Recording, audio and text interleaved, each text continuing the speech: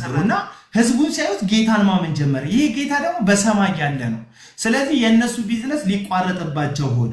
ምኑ ጣዖቶቻቸውን የሚገዛ ህዝብ ሊቀንስ ሆነ። ስለዚህ ነቅለው ወጥተው የአቴንሷ አርጤምስ ታላቅ ናት እያሉ ሰላማዊ ሰልፍ ወጡ እና በጣም በዛ ህዝቡ። ምን ይላል መሰለ ሉቃስ ሲዘግበው ማለት ነው አብዛኛውን ህዝብ ለምን እንደወጣ አያውቅም ነበረ ይላል። ሰላማዊ ሰልፉን አያውቅም፣ ተቀላቅሎ ነው። የአቴንሷ አርጤምስ ታላቅ ናት ምን እንደሆነ አያውቅም የሰልፉ ጉዳይ። ሰልፉ ግን የተነሳው እንጀራችን ሊቋረጥ ነው ባሉ የግል ጥቅም ፈላጊዎች ነው እንጂ የተነሳ አርጤምስ ጉዳይ ክብሩ አሳስቧቸው ምናምን አሳስቧቸው አይደለም። እና አንዳንድ ህዝብ ዝም ብሎ ሲቃወሙ አይቶ ታላቅ ነው ቪዲዮ እንዲህ ሲያደርግ ሲቃወሙ ከያል ወደ ላይ ሲያደርግ አንዱ ሲሰድብ ከያል ወደ ላይ ሲያደርግ አንዱ ሲሰድብ ከያል 10ኛው ቪዲዮ ላይ እሱም የራሱ እየሰደበ ከራሱን ያገኛል። ለምን እንደሚሰድብ አያውቅም፣ ምን እንዳደረገው አያውቅም። 10 ቪዲዮዎች ግን አንተ ስትሰደብ አይተዋል። እና 11ኛው ቪዲዮ ላይ ራሱ ተሳዳቢ ሆኗል።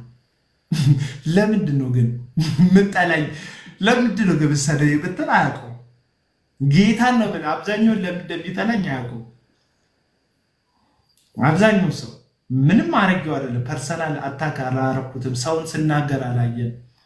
የሆኑ ቪዲዮዎች ነገር ተቆራርጠው አይቶ ሊሆን ይችላል። እዛም ቪዲዮዎች ላይ ሙሉን ቢሰማኝ ወይ 2 ደቂቃ ወደኋላ 2 ደቂቃ ወደፊት ቢሰማኝ ትክክለኛ ሐሳብ ነው ያስተላለፍኩት። እና በነገራችን አቤላ እንደውም ይሄን ሐሳብ ማንሳት ላልቀረ ይሄ አብዛኛው ሰው አንተን የመጥላት ፕሮፓጋንዳ የጀመረበት ተርኒንግ ፖይንት የቱ ነው ብዬ አስባለሁ መሰለ በአውታሩ የተጀመረው ነገር ላይ ነበረና በዛ ገቡ ብዙዎች። እኔ አሁን የተረዳሁት እዛ ጋራ ነው በቃ ጤናማ የነበረውም ሁሉም ሰው በጣም ብድግ ብሎ የተነሳበት ሰዓትና እሱ ነገር ላይ በነገራችን ላይ አንተ በጣም ማውራት ትፈልጋለህ። አሁንም ስቲል እዛ ሐሳብ ላይ ስለ ብድግ አሉብን ያልከው አሁን ተቀምጠዋል እኮ የሉ። አይ ምን ይቀመጣሉ እባክህ፣ እነሱ ናቸው አሁን እየባሱ የመጡት። አንድ አገልጋይ አክቹሊ ከአውታሩ ጋር ራሱ እንትን ይሄ ምንድነው ይባል ግማሽ መዝሙር ያለው ከአውታሩ ጋር ሚክስ ነው ይባል ምን የሆነ መዝሙር እየዘመረ አንድ ወንድም ፓስተር ጸባዖት የሚባል ከእንትን መጥቶ ነበር ከእስራኤል መጥቶ እኔና እንትናን ምሳ ጋበዘን። የአውታሩ ወዳጅ ነው። አብረው አንድ እንትን አልበም አላቸው ከአውታሩ ጋር ጸባዖት ፓስተር ጸባዖት ዘማሪም ነው። እና ከዛ ለራሱ ጉዳይ ሲመጣ ያን ሰሞን በጣም ብዙ ጴንጤ እየወረደብኝ ነበር። ገጀራውና ቆንጨራውን ስለው ማይሰድቡኝ ነገር የለም። የስድብ መዓት ያስተናገድኩበት አቡናን መሳደብ ጽድቅን የተባለበት ወቅት ነበር። እና እኔ ስቄ ነው ሃሃሃ ብዬ ነው። እነሱ ግን ሊትራሊ ስድብ ነበር የሚሰድቡኝና መጥቶ ጠየቀኝ። ታውቃለህ ግን ደህና ነህ ምናምን አለኝ። ስስቅ አይቶኝ እንዴ አይ ደህና ነኝ ምናምን አልኩት። እኔ ምን ሆንኩኝ ምናምን በይኮ ቲክቶክ ላይ እኮ አንድ ሰሞን ይሰድበዋል፣ አንድ ሰሞን ይወደዋል፣ አንድ ሰሞን ይጠለዋል፣ አንድ ሰሞን ያንቋሽሸዋል። በቃ የሚፈጠር ነገር ነው አልኩት። ከዛ እኔ እጄን ልታጠብ ወደ መታጠቢያ ሲሄድ ለጀርሚ ግን ሰላም ነው የምሩን ነው ሰላም ነው አለኝ። ምተርፍ አልመሰለውም። አንደኛ አብዛኛውን እንዳልኩ ሞብ በመንጋ የሚያስብ ማህበረሰብ እንደ ማህበረሰብ ትክክለኛ ሐሳብ ሁሌ ትክክል ብዙ ጊዜ ግን የመንጋ አስተሳሰብ ትክክል ብዙ ስለሆኑ ትክክል የሚመስላቸው ሰዎች አሉ በቁጥር ብዙ ስለሆኑ እና ያን ያህል እንትን እኔ አሁን በክርስቶስ ኢየሱስ የዳንን ሰዎች አልበም አመትሰበክ ምናምን ቸርች መራ ምናምን ቸርቹ እግዚአብሔር የሚሰጠን ክብር በተረፈ ግን በልጅነት እኩል ነው። አንዱ ያጠፋ ሲመስለን ምናልባት የሆነ ነገር ሂስ አቀራረባችን ስህተት ሊኖር ይችላል። እኔ ማምነው ነገር አለ። ጓደኞቼ የቅርብ ጓደኞቼ አውታሩ ላይ ሂስ የሰጠውበት መንገድ ትክክል አይደለም። ኦፊሻሊ ስትክክል አይደለም። ሂሱ ሳይሆን ስህተት ሂስ የሰጠበት መንገድ ትክክል አይደለም። በተለይ ያቺ የተቆረጠችዋን ቪዲዮ ማለት ነው። የተቆረጠችዋን ቪዲዮ ደግሞ የቆረጡት እነማን እንደሆኑ አውቃለሁ። በተለይ የዮናታን አክሊሉ፣ የዩ ጩፋ፣ የዘማሪ ዳግማይ ጥላሁን የእነዚህ ሰዎች ሰርክል ውስጥ ያሉ ሰዎች ናቸው ቆርጠው ያሰረጫጯት ቪዲዮዋን። የዛ ሰሞን በጣም በቃ የኔ ቪዲዮ የሚከተከትበት የሚቆራረጥበት ጊዜ ነበር እና በጣም ብዙ ሰዎች ቪዲዮ ማታ ማታ ገብቼ አስተያየት የሰጡበት ትዝ ይለኛል። ተገኝ ቤት ነው ተጉ ቤት ነው የገባሁት። ተጉ ቤት ገብቼ 1 ሰዓት የሚያክል አውርቻለሁ። መዝሙር በዚህ ርዕስ ቢዘመር ምናምን ሲሪየስ ሆኜ አውርቻለሁ። መሀል ላይ ሳቄ ያመለጠኝ ፓርት ብቻ ተቆረጠችና ወጣች እና በነገር ላይ በጣም አሪፍ ሆነለት እኮ ለአውታሩ በጣም አሪፍ ታየ። የአውታሩን ያክል የታየ ቪዲዮ እንትን ታመጡልኛላችሁ? በዚህ ዓመት ውስጥ ከወጡ አልበሞች እስቲ ንገሩኝ። የአውታሩን ያክል የታየ ቪዲዮ ታመጡልኛላችሁ? የለም። እንደ አልበም አውታሩ በጣም የሰቀለ ነበር እይታው፣ በተለይ እዚህ ዩቲዩብ ላይ ማለት ነው። ምክንያቱ ምንድነው ስትሉ እኔን ለማጥላላት አውታሩን ፕሮሞት አደረጋችሁት። በቃ መንስኤው አቤል አቡና ነው እና ቴንኪው ይለኛል ብዬ አስባለሁ። አንድ ቀን ሲያስብበት በውስጥ በኩል መታወቴ አመሰግናለሁ። አንተ ብትስቅም ግን ጥሩ ነገር አግኝቻለሁ እኔ በአንተ ምክንያት፣ እግዚአብሔር ይስጥህ፣ ጌታ ይባርክ እንደሚለኝ እርግጠኛ ነኝ። ያቺ ተቆጣ የወጣችዋ ቪዲዮ ማለት ነው ዋናዋ ችግር እሷ ያኔም አንዱ ሰርሱ መቼም አይልም ይለኛል፣ ያስቀኛል። ሰው ለምን ቀልድ መሀል ላይ ቀልድ ልበል ቀልድ እያልክ ተናገር። አይ ያኔ አሁን ለምሳሌ ሲሪየስሊ ያልተናደደ ያልተበሳጨ ሰው የለም። ምክንያቱም አሁን ሁሉም ሰው እንደነገርኩ ላይቡን እስከ መጨረሻ የሚያዳምጥ አልነበረም። ያኔ እኔ በጣም ነገር አልነበሩም እንጂ በነገራችን ተንኮለኛው ሰውዬ ነው የቆረጠው። ለምሳሌ አሁን ይሄ ሰውዬ አንድ ቪዲዮ ላሳይ፣ አንድ ሊያቀሳሰረኝ ቪዲዮ የሰራ አንድ ሰውዬ አለ እና የቆረጣት አቆራረጥ በጣም የምታስቅ ናት። ቪዲዮዋን ላሳይ። እንደዚህ ቪዲዮ ይቆረጣል እንዴ? እኔ በእንደዚህ አይነት መልክ ኤዲቲንግ እንደዚህ ቆይ ላሰማ።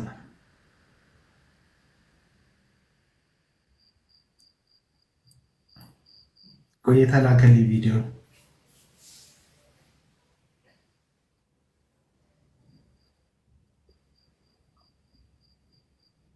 አንተ ነው የላክልኛ ጂሚ? አዎ እኔ ቪዲዮ ልክ ይላል። እሱ ቪዲዮ ቆይ ላሳይ። 6 ሚሊዮን ብር በሙስና የሲዳማ ብሔራዊ ክልላዊ መንግስት ከነብዩ እዩ ጩፋ ዛሬ የሶሻል ሚዲያ እየተሰራጨ የሚገኘው የሲዳማ ብሔራዊ ክልላዊ መንግስትና የክልሉ ከፍተኛ ባለስልጣኖች ከነብዩ እዩ ጩፋ 6 ሚሊዮን ብር እንደተቀበሉ እንግዲህ በየሶሻል ሚዲያ እየተሰራጨ ይገኛል። ይህ መረጃ ደግሞ እየሰራጩ የሚገኙት አቤል አቡና፣ አማን ሻሎምና ጆስ ወይንም ዮናስ ታምራት የመሳሰሉ ሰዎች በየሶሻል ሚዲያ በየዩቲዩብ የሲዳማ ብሔራዊ ክልላዊ መንግስት ከነብዩ እዩ ጩፋ 6 ሚሊዮን ብር በሙስና እንደተቀበሉ እንግዲህ እየሰራጩ ይገኛሉና እንስማው እስኪ። ስሙትማ እቺ ይሄን አቆራረጥ በጣም ስሙት። ኮንቨርት ሊያደርገው ፈልጓል። መታጀቡ አንደኛ መረጃዎች ወጥተውበታል። 6 ሚሊዮን ብር ከፍሎ ነው እንጂ ህዝቡ አክብሮት አይደለም ያጀው። ይህንን ደግሞ ራሱ የሲዳማ ላይ ውስጥ ያሉ የ6 ሚሊዮን ብር ወጥቶበታል የሚለው ይሄንን ደግሞ ራሳቸው በሲዳማ የዜና ምንጮች ናቸው ፌስቡክ ላይ የገለጹት ብዬ ምንጭ ልጠቅስ ያልኩበትን ቁርጥ አደረጋት አለ። እሷ ተቀርጣለች። ስለዚህ ምንድን አደረገኝ? ከሲዳማ በቃ ርዕሰ መስተዳደር ጋር አጋጨኝ ማለት ነው። በሱ ቤት ማለት እንዲህ ነው በቃ የሚቆረጠው ቪዲዮ። እኔ ምንጩን ጠቅሻለሁ፣ ዜናውን የሰማሁበት ምንጩን ብቻ አይደለም ቪዲዮን ማሳይቻል እንትን ጽሁፉን ያነበብኩበትንም ጽሁፍ ላይቭ ላይ በደንብ አሳይቻለሁ። እና ይሄ ነው በቃ እንደዚህ አሁን ይቆረጣል። ያወራከው ሀሳብ ሙሉን እንዳይደመጥ የሚፈልጉ በመቆረጥ ስራ የተጠመዱ ሰዎች ነበር። አሁን እግዚአብሔር ይመስገን ማህበራቸው ተበትኗል። በነገር ላይ አለቱ ተሰንጥቋል። አልቻሉም። በጣም ተከፋፍሏል። አሁን እንደ በፊቱ በጣም ቪዲዮ ሪከርድ እያደረጉ ፖስቱ የለም። ለነገሩ ኢሹም ስላጡ እኮ ነው። አሁን ህዝቡም ነክቶባቸዋል። ኢሹ ፈላጊዎችም ስለሆኑ አብዛኛዎቻቸው ኢሹ ፈላጊዎች ናቸው። እና ግን አንድ ጥያቄ አውታሩ ፌስ ቱ ፌስ ብታገኘው ምን ትለዋለህ? ወይም ደግሞ ይቅርታ ጠይቋል? መጣሁኝ ዘይቱን ሸክፌ መጣሁኝ ዘይቱን ሸክፌ። አውታሩ ባገኘው ይቅርታ ጠይቅ ነው የምለው መጀመሪያ። በተለይ እስራኤል ዳንሳ ጋር ሄዶ እግዚአብሔር እንደዚህ ይላል ብሎ በተናገረው ጉዳይ ላይ በጣም ነው ሞቅሰው። ከኔ ከዛች ሳቅ የበለጠ የአውታሩ ያ የውሸት ትንቢት በጣም ነው መታረምና ይቅርታ መጠየቅ ያለበት። እና አውታሩን ፊት ለፊት የማግኘት እድል ባገኝ በሐሰት ማን ነው እስራኤል ዳንሳ የሚባል አመፀኛና ሐሰተኛ በጣም ብዙ ሰዎችን ያሳተ አሳች ሰውዬ ጋር ሄደክ እግዚአብሔር ያልተናገረህን እንዲና እንዲህ ብለህ የተናገርከው ትንቢት አለ፣ አንተ ትልቅ ዘማሪ ነህ፣ እንዴት እንዲህ እግዚአብሔር ሳይናገር በውሸት ትናገራለህ ብዬ ነው ይቅርታ እንዲጠይቅ ለህዝቡ ምነግረው ባገኘ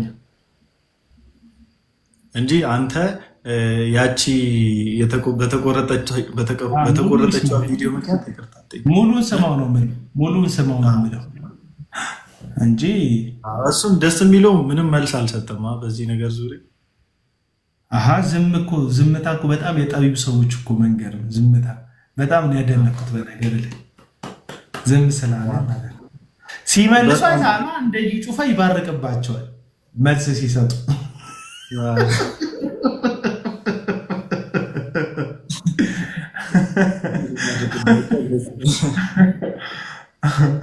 መልስ ሲሰጡ በጣም ነው የሚባርቅባቸው። እና ሁለተኛው ከአውታሩ ቀጥሎ አቤል አቡና ሲባል በነገራችን ላይ እዩ ጩፋ ላይም በምትሰራው ቪዲዮም ሆነ እሱ ላይ በምታደርግ በእያንዳንዱ ተቃውሞዎች ዙሪያ ባይዘዌ በሚጠሉ ልክ ሳይሆን በጣም ብዙ ሰፖርት የሚያደርጉ ሰዎች ሀሳብን ሰፖርት የምናደርግ ሰዎች እንዳለን ኦብቪየስሊ በጣም የታወቀ ነው። በነገራችን ላይ ያው ብዙም ስራ አጥ ስላልሆኑ አብዛኛዎች የእውነተኛ ወንጌል ተከታዮች በጣም ስራ አጦች አይደሉም። አይ ቲንክ ቲክታክ ላይ አያዘወትሩም እና እዚህ መጥቶ ዲፌንድ ስለማይደራረጉ ከነሱ ጋራ በጣም ነገሩ በእነሱ ኮንትሮል ስር ያለ ይመስላል አሁን። እና ሞር አንተን አሁን አስመታህ አንለውም። በእነሱ እይታ ግን እንደተመታህ የሚያስቡት ወይም ክንፍ ተመቷል አቤል አይበርም ብሎ የሚያስቡበት አንደኛው አካሄድ ደግሞ በዮናታን አክሊሉ ምክንያት ነው። ብዙ ጊዜ ከአውታሩ ቀጥሎ በጣም የሚራገበው ሀሳብ ደግሞ በዮናታን አክሊሉ ዙሪያ ነው። እና ዮናታን አክሊሉ ፌስ ቱ ፌስ ብታገኙስ? ነው አግኝተዋል? አንዴ እንትን አግኝቼዋለሁ በሩቁ ማለት ኤክስፖ ነበር ካል እንዲ አብረን ነበርን ያኔ በሩቁ ማተር ያደርግ ባገኘውም ያን ያህል ማተር አያደርግም። እሱ ምን እንደሚሰማው አላውቅም እንጂ እኔ ባገኘው ኖርማል እንዲህ አብራችሁ ቁጭ ብላችሁ የማውራት ወይም ደግሞ የሆኑ እናንተ አሁን እኔ ራሴ አሁን ፐርሰናሊ የማስበው የሆኑ ነገሮች አሉ፣ የሆኑ አለመግባባቶች አሉ፣ እነሱ ይፈታሉ የሚል አሁን የሆነ ሰዓት ላይ ብልጭ ይልብኛል። እንደዛ አስባለሁ ስለሁለታችሁ። ከዛ የሆነ ሰዓት ላይ ደግሞ የሆነ ግር የሚለኝ ነገር ደግሞ ይፈጠራል እና ቁጭ ብሎ የማውራት እድሎች የሉም አልነበሯችሁም? ወይ አንተ ጥሪ ያቅርብህለት ወይ ደግሞ እሱ ጥሪ ያቅርብልህ። በነገር ላይ እንትን ነው እኮ በሰላም እኮ ነው እናስ የተለያየ ነው። ላገኝ በአካል ብዬ ደወልኩለት ከመለየቴ በፊት። ከዛ በስልክ መናገር ከቻልክ ንገረኝ አለኝ። ከዛ እንግዲያው ስለነበረን ቆይታ በጣም አመሰግናለሁ። በአንዳንድ አካሄዶች ምክንያት እኔ ስላልተመቸኝ አንዳንድ አካሄዶች እስካሁን ስላደረክልኝ መልካም ነገር ሁሉ አመሰግናለሁ። እግዚአብሔር ይስጥህ፣ ቴንኪው። ካሁን በኋላ ግን ወደ ቸርቼ ለመመለስ ሀሳብ አለኝ ብዬ ደወልኩለት። አለቀ በቃ። ይሄ ነው ግንኙነታችን የነበረው ማለት ነው። እና እንደዚህ አሁን የሚሉትን ሁሉ እንደሚሉ ቀድሜ ያውቃሉ። ያበላን እጅግ ነካሽ ምናምን ነቃሽ ምናምን እንደሚሉኝ አውቃለሁ ሰዎች እና ፐርሰናሊ ሐሰተኞችን ብናገርም ፐርሰናል እንዳያደርጉት የኔና የእሱን ነገር ዝምታን ነበር መርጬ ነበር። ትዝ የሚሉ ከሆነ የዩ ጩፋ የ7 ሚሊዮን የ24 ሚሊዮን እንትን ስክሪን የተመረቀ ጊዜ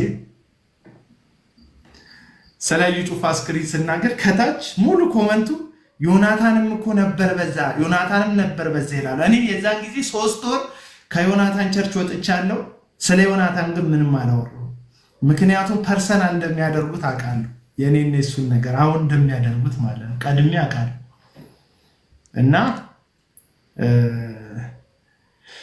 ዝምታን ነበር የመረጥኩት። ከዛም በፊት እዛም ቸርች እያለው ለምሳሌ ቅጥ ስላጣ ስለ ላይት ቸርች ውስጥ ስለሚያደርጉት አይን ስለሚያጠፋ ስለ ላይት አጠቃቀም ምን ያደርጋሉ?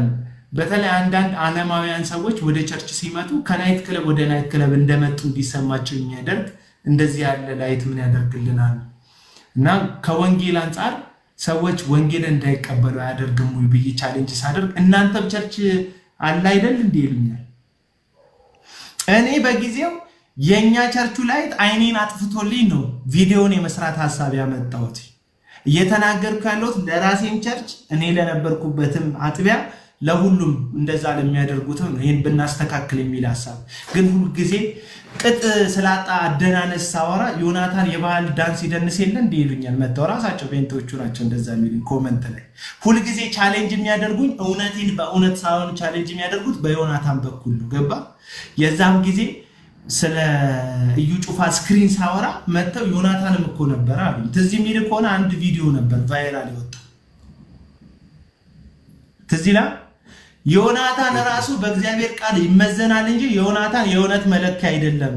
እውነቱን ልንገራችሁ፣ ወደ እናት ቤተክርስቲያን ተመልሻለሁ። ራሱ ዮናታን ራሱ ሐሰተኛ አገልጋይ ነው። ስለዚህ ከዮናታን ራሳችሁን ጠብቁ፣ ወደ እውነተኛው ወደ አብያተ ክርስቲያን ቀድሞ ወደ ነበራችሁበት ተመለሱ ብዬ ፊት ለፊት ነገሩን ያፈነዳሁት ከ3 ወር በኋላ ነው። እሱንም ስለ እዩ ጩፋ እንትን ስክሪን ያወራው ሰሞን ዮናታንም ነበረ ብለው እኔን ዝም ሊያስብሉ ስለሞከሩ በዮናታን ማለት ነው እንጂ መጀመሪያ ስለ ዮናታን የማውራት ሐሳብ አልነበረኝም። ግን ዞሮ ዞሮ የኢትዮጵያ ወንጌላውያን አብያተ ክርስቲያናት ውስጥ በጣም ጠንቅ ከሆኑ አንድ 4-5 አገልጋዮች ጠራልኝ ብትል አንዱ ዮናታን ነው። ለወንጌል ጠንቅ ከሆኑ አገልጋዮች አንዱ ዮናታን። ዮናታን ትምህርቱና አካሄዱ ወደ ብርሃን የመጣና የተገለጠ ጊዜ በጣም ብዙ ሰዎች እውነቱ ምን እንደሆነ ይረዱታል። አሁን በከፊል እኮ እዩ ጩፋ ማን እንደሆነ በጥቂቱ ያዩ ሰዎች አይተዋል አይደል? ጥቂት እኮ ቢሆንም አይተዋል እዩ ጩፋ።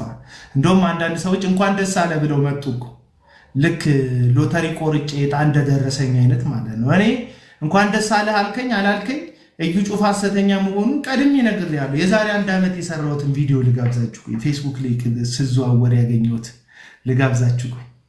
ፌስቡክ ላይ ያገኘሁት የእዩ ጩፋን ትምህርት ማለት ነው የተቃወምኩበት ቪዲዮ። በነገራችን ላይ የጋብቻ ትምህርት ሳያስተምር እንደሚያጋባም አንዲት ጓደኛዋን የዳረች አንዲት ሴት ነግራኝ ነበር ከማርሲል አየር ላይ ማለት ነው። እንደዚህ አይነት ነገሮችም አሉ ምናምን ይባላል። አንድ ላይ ቆይ ትነግርናለህ የምታውቀው ከሆነ። የጋብቻ ትምህርት ሳይሰጡ ምናምን ነገር ልጁ ወደ ካናዳ መሄድ ስለነበረበት ብቻ በጣም ውስብስብ ወሬ። እንደዚህ አይነት ነገሮች ይኖራሉ። ያ በጣም የተጋነነ አይደሉም ብዬ ችግሮቹ።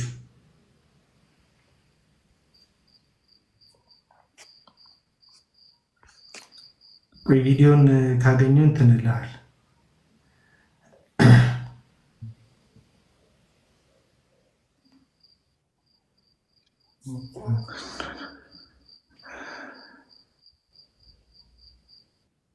እና ስለ ዮናታን መናገር ሳልፈልግ ነው የተናገርኩት ለማለት ፈልጌ ነው። መጀመሪያ አይ እኛ እስቲ ብለር የሆነ ነገር ካለ ብለን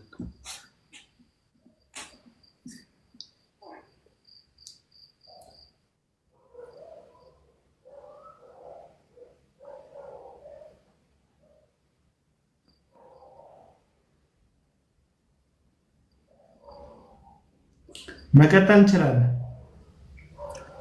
እንዴ ኮሜንታተሮች ጠፉ እኮ የሉ። ከነሱ ጋር ነው እኔ እኮ የማወራው።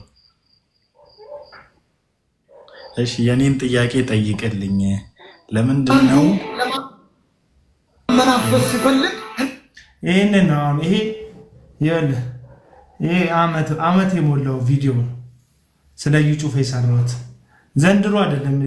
እዩ ጩፋን የዛሬ 2 ዓመትም 3 ዓመትም ቪዲዮ ሰርቼበታለሁ። ድህነቴ ይሻለኛል። እሱ ወደዚህ ወደ ቦሌ ይሄዳል። ጫማው አንዳንዱ ለማመናፈስ ሲፈልግ እኔ ድህነቴ ይሻለኛል። እሱ ወደዚህ ወደ ቦሌ ይሄዳል። ጫማው ይቅርታ ድምፅ ልቀንስ፣ ስለመሸ አካባቢ ይረበሽ። ይቅርታ ይሄዳል። ጫማው ወደ ጀሞ ይሄዳል። ይሰማል። የወሰደው የድህነት ኮርስ ነው። ቸርች ውስጥ የብልጽግና ኮርስ ያስፈልጋል። ማይንድ ካልተለወጠ ኪስ አይለወጥም። ፊዚካሊ ለመለወጥ በአእምሮ መለወጥ ያስፈልጋል። ጭንቅላት ውስጥ ሽሮ እያሰብ ቁርጥ በላለው ዘበት ነው። ያሰብከው ትኖራል፣ ያለምከው ትመታል። አብዛኛው ሰው ጥሩ መኪና ማይነዳው ገንዘብ ስለሌለ አይደለም። የኢትዮጵያውያንን ምላስ ስለሚፈሩ ለኔ ትራንስፈር አድርገህ እኔ ነድቼ ድፍረት እሰጣለሁ። ምን እንደሚል ሰማ። አብዛኛው ሰው መኪና መንዳት የሚፈራው ብር ስለሌለው አይደለም፣ የኢትዮጵያውያንን ምላስ ፈርቶ ነው። ለእኔ ትራንስፈር አድርግ እኔ ነድቻ ያሳያል። በጣም ደፋር አጭበርባሪ ነው። በነገር ላይ ገንዘብ እኮ ምድር ላይ የሚቀር ተጠቀም። እኔ ብልጽግና አባል ነኝ፣ የብልጽግና አባል ነኝ። አቅም ከፈቀደ በካልሲ ከለር ፕራይቬት ጀት ብትጠቀም እግዚአብሔር ቅር አይልም። ስንጎሳቆል የሚደሰት አምላክ የለም። የአምላክ ዓላማ ሁል ጊዜ አንተን ቀና ማድረግ ነው። ወንጌል የእውነት የአምላክ ዓላማ ሁልጊዜ አንተን ቀና ማድረግ ነው ይላል አይደለም። አምላክ አንተን በጀት አይደለም ቀና የሚያደርግ፣ በልጁ እኮ ቀና አደረገን። አለቅ። ከዚህ በላይ ቀና ማለት የእግዚአብሔር ልጅ ከመሆን በላይ ቀና ማለት የለም። የአምላክ ዓላማ ብሎ የእግዚአብሔርን ዓላማ እንዴት ከሰማይ አውርዶ ቁሳቁስ ላይ እንደጣለ ተመልከቱ። አየህ፣ እንደዚህ ናቸው። እነዚህ ናቸው እንግዲህ እነዚህን ሰዎች የሚሰሙ ሰዎች ጆሮአቸውን የሚኮረኩር ትምህርታቸውን መስማት ይፈልጋሉ። አለቀ። ጆሮ የሚኮረኩር ትምህርት። ሄኖክን አልሰማከውም እንዴ? ለራባት ሴትዮ ምግብ ስጣት የዘላለም ሕይወት ታገኛለች ብትላት ምን ያደርግላታል ይላል። ምን ያደርግ? አየው በቃ ምግብ ላይ ነው የሚያስቀሩት፣ ሁሉን ነገር ሆድ ላይ ነው የሚያስቀሩት። ሽሮ እያሰብክ ቁርጥ ልትበላ አትችልም ይላል እዩ ጩፋ። መገለጥ አይመስልም? ይሄ መገለጥ አይደለም፣ መገልበጥ እኮ ነው። ምንም ጥቅም የለውም እኮ። ሽሮ እያሰብክ ቁርጥ በላ፣ ቁርጥ እያሰብክ ሽሮ በላ። ሆድ ነው በቃ አለቀና። ስለ ይሄ መስቀሉን የካደ የትምህርት አካሄድ ነው የሚሄዱት። ከነዚህ ሰዎች ራስን ማስመለጥ አስፈላጊ ነው ብዬ ነው የማስበው። ቀጥል ወንድም አለ። ይህ እንግዲህ ከዓመት በፊት የሰራሁት ቪዲዮ ነው። ይጩፋል አለ እንዴ? እኔ ብዙ ይላል እኮ ይጩፋ። ብዙ ቪዲዮ የሚሰራበት ሀሳቦች ያሉት ሰው ነው። እና ሁለተኛው ጥያቄ ከስር ፍቃዱ ከሚባል ወንድማችን የመጣ ጥያቄ ነው። ጠይቀ አብዛኛዎች እንግዲህ እነ ዮናታን አክሊሉም ሆኑ ታምራት ታረቀኝም ሌሎችም አብዛኛዎቹ የካውንስሉ አባልም ጭምር ናቸው ብዬ አስባለሁ። ማለት በአባልነት ደረጃ አሉበት ብዬ አስባለሁ። እና እንደ አንድ ካውንስል አባል እዩ ጩፋ ላይ በተወሰደው እርምጃ ለምን ወጡ መግለጫ ያልሰጡ ይመስላል? ወይም ደግሞ እዩ ጩፋ የሄደበት ነገር ትክክል እንዳልሆነ ከካውንስሉ ጎን ቆሞ አባል እንደመሆናቸው መጠን ለምን ያልተናገሩ ይመስላል? ሲጀመር እዩ ጩፋ የሚባል ሰውዬ አይደለም አባል እኮ። በካውንስል ደረጃ አባልነቱ በግለሰብ ደረጃ ብቻ ሳይሆን እንደ ፔንቴኮስታል የሚባል ህብረት አላቸው።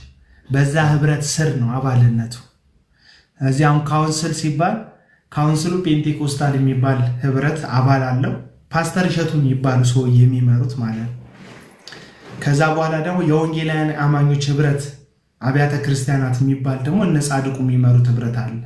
እዛ ውስጥ በዛ ህብረት ስር ሙሉ ወንጌል እንዳለች፣ በፔንቴኮስታል ህብረት ስር ደግሞ ምን አለ? እዩ ጩፋ አለ እና ለምን ሌሎቹ ዝም አሉ ካልክ ዝም ያሉትማ የተቀጣበትን ቅጣት ስለሚያምኑበት ነው። መተዳደሪያ ደንብ ላይ በትክክል ስለተጻፈ ነው እንጂ አሁን ነግበኔ ሲሆን ይጫጫዋሉ። ታውቃለህ በላይ ሽፈራው መንገድ ሊወጣበት ነው እዛ መገናኛው ነበረው የሱ እንትን አሁን ኦልሞስት አገልግሎት አይሰጥም ቸርቹ። የፈለገ ሰዓት ይከፍተዋል፣ የፈለገ ሰዓት ይዘጋዋል። የራሱ የግለሰብ ሱቅ ስለሆነ ማለት ነው። እና እሱ ቸርች ሊፈርስ የተባለ ጊዜ ላይ ተሰብስበው እነ ሄኖክ ዮናታን አክሊሉ የሆነ ኮት ለብሶ እኛም እኮ ሁለተኛ ዜጋ አይደለንም ምናምን ዜጋ ነን ምናምን ብሎ ሲጮህ አልሰማህም? የዛ ጩኸቱ ውጤት ነገና ከነገ ወዲያ ገርጂ ላይ የነበሩ ሰዎች ስለሚፈናቀሉ እሱ ጋር ችግር እንደሚነሳ ያውቃል። ስለዚህ ለበላይ ሽፈራው በመጮህ ለሱ የሚጮሁለት ሰዎችን እያዘጋጀ ነበረ። ከክልኝ ከክልህ ማለት ነው።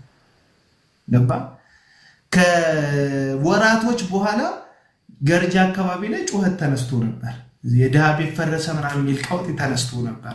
ትዝ የሚል ከሆነ ከዛ በፊት ነው እንግዲህ ለበላይ ቸርች የተጮኸው ማለት ነው። ለበላይ ቸርች የተጮኸው አሁን የእዩ ጩፋ ጉዳይ ላይ ሲመጣ ግን እዩ ጩፋ አንደኛ በትዕቢት በእብሪት ነው የወጣው። ሁለተኛ ስሙ ሳይጠራ አቤት ብሎ ነው የመጣው። አሁን ለምሳሌ ዛሬ ሌባው እያልኩ ሳወራ እኔን ነው ያለው ብሎ አንድ ሰው መግለጫ ቢሰጥ ሌባ ነኝ እያለ ነው አይደል? ዘይት ቸርቻሪ ተብሎ ሲወራ በጣም ብዙ እኮ ዘይት እየቸረቸሩ እኮ ነው። እዩ ጩፋ እኔ ነኝ ዘይት ቸርቻሪ ብሎ እንዴት ትናገሩኛላችሁ? አንድ አገልጋይ ብለህ እንዴት ትናገረኛለህ? ለራሱ እንደ ሺህ አገልጋይ ነው መሰለኝ የሚቆጥረው። ስሙ ባልተጠራበት ነው እንግዲህ መግለጫ ሲሰጥ ብሎ የመጣ። ስለዚህ ማኖ ነክቷል። ዝም ቢል ኖሮ እንደው ጥበብን እግዚአብሔር ነው ከአይምሮ የሰወረበት። ዝም ቢል ኖሮ መልስ ባይሰጥ ኖሮ ካውንስሉ ዝም ብሎ መግለጫ ቢሰጥ፣ እዩ ጩፋ ግን ወጥቶ እግዚአብሔር መልካም ነው ወንጌል ስለሰራው እየተገፋው ነው ምናምን ብሎ ቢያቀላልጥ ኖሮ ባይናገራቸው በትዕቢትና በእብሪት በጣም ከዚህ በላይ ብዙ ሰዎች ይደግፉት ነበረ። ገና አንዳንድ ጊዜ እግዚአብሔር ማስተዋልክን ይወስዳል ሊገልጥክ ሲፈልግ፣ ማንነትክ እንዲገለጥ ሲፈልግ። አውራጣትህ ካልተረገጠ ክርስትናክ እኮ አይታወቅም። በቃ አውራጣቱ ተረገጠ፣ ጥፍሩን አወጣ።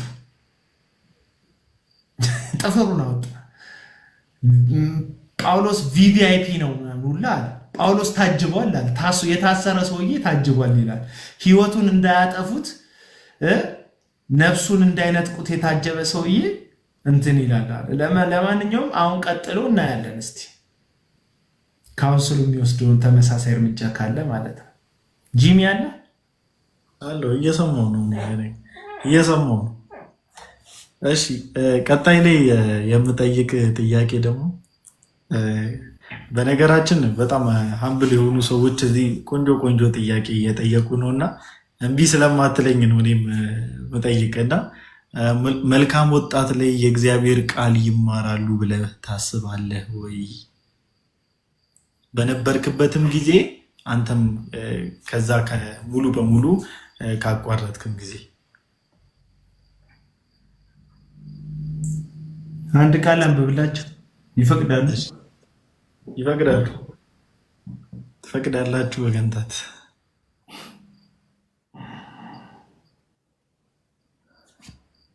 ታብታብ አድርጉ። እስከዛ ታብትቡት። መልካም ወጣት ራሱ አንድ ዘይት እኮ ነው ይላል። አንድ ቃል አንብብላችሁ ቁጥር 3 ሁለተኛ ቆሮንቶስ ምዕራፍ 4 ቁጥር 2 ላንብብላችሁ።